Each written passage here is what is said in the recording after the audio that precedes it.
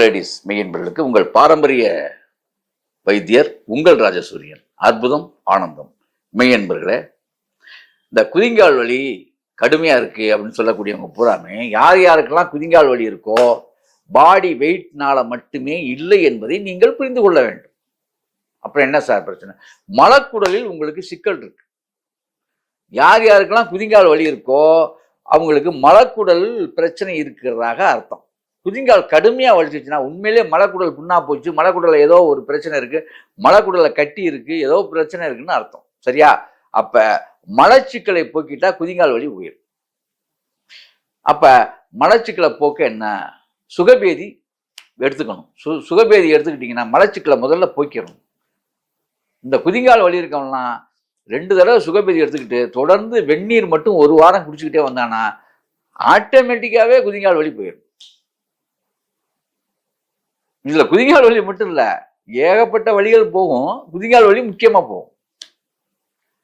அப்புறம் இன்னொரு விஷயம், இரவு சாப்பாட்டை தவிர்த்தரணும். தயவு செஞ்சு குதிங்கால் வலி உள்ளவன் இரவு சாப்பிடக்கூடாது. அப்ப என்னதான் சார் பண்றது? 6 மணிக்கு முன்னாடியே சாப்பிட்டுரு. கொஞ்சம் மாத்திக்க. நான் எளிய முறையில சொல்றேன், உங்களுக்கு செலவு இல்லாத வைத்தியம் சொல்லிட்டு இருக்கேன்.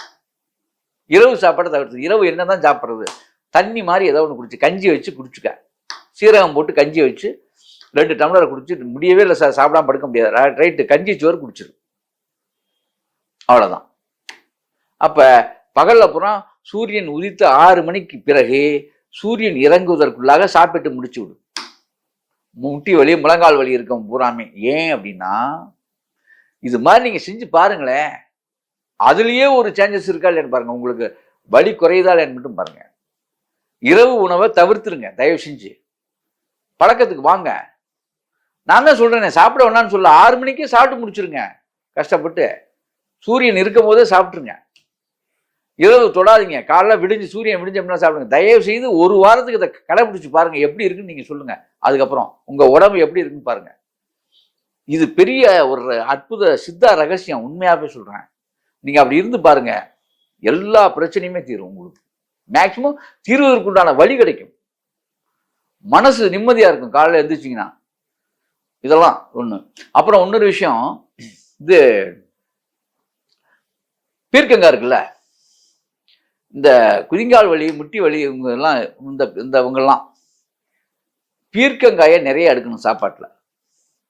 பிரண்டை துவையில நிறைய எடுக்கணும் தினமும். மிக சாதாரணமான உணவு சொல்றேன். பிரண்டை துவையில மேக்சிமம் டெய்லி எடுத்துடணும். எடுத்துட்டீங்கனாலே வலி போயிடும். பீர்க்கங்காயை நிரம்ப எடுக்கணும். நீர்க்காய்களை நிறைய எடுக்கணும். சுரக்காய், பீக்கங்காய், இது பரங்கிக்காய், வெள்ளை பூசணிக்காய், இதெல்லாம் நிறைய நீங்க எடுத்து பாருங்க. அவ்வளவு அதிக அற்புதமா உடம்பு இருக்கும். இதெல்லாம் நீங்க ரெகுலர் பண்ணணும். வெந்நீர் தான் குடிக்கணும், சூடான நீர் தான் குடிக்கணும். புரியுதா? இது மாதிரி செய்யுங்க. இதுக்கு மேல இன்னொரு விஷயம் என்னன்னா, இப்படிப்பட்டவங்க மாமிச உணவுகளை தவிர்த்தரணும் கொஞ்ச நாளைக்கு. இந்த மாதிரி எடுத்துட்டு இருக்கீங்களா, ஒரு 48 நாள் மாமிச உணவு தவிர்த்தரணும். முட்டை சாப்பிடவே கூடாது. குதிங்கால் வலி இருக்கவன் இதெல்லாம் தவிர்த்துருங்க. 48 நாள்ல எப்படி இருக்கீங்கன்னு மட்டும் அப்புறம் சொல்லுங்க எனக்கு. வாரத்துல ஒரு தடவை மட்டும் தயவு செஞ்சு, இல்ல 5 நாளைக்கு ஒரு டைம் ஆகும் ஆயில் பாத் எடுத்துருங்க. ஏதோ ஒரு எண்ணெய், அதாவது நல்லெண்ணெய், தேங்காய் எண்ணெய், இந்த மாதிரி எண்ணெய்களை ஆயில் பாத் எடுத்துருங்க. சீக்காய் போட்டு குளிங்க தயவு செஞ்சு. சூடான நீர்ல குளிச்சிருங்க. இந்த 48 நாளைக்குள்ள உங்களுடைய வலி இருந்தாலும் தெரியாம போயிடும். 15 நாளையில தெரிஞ்சிடும். ஆகவே இப்படி செய்து அப்படி வாழுங்கள். அற்புதம் ஆனந்தம்.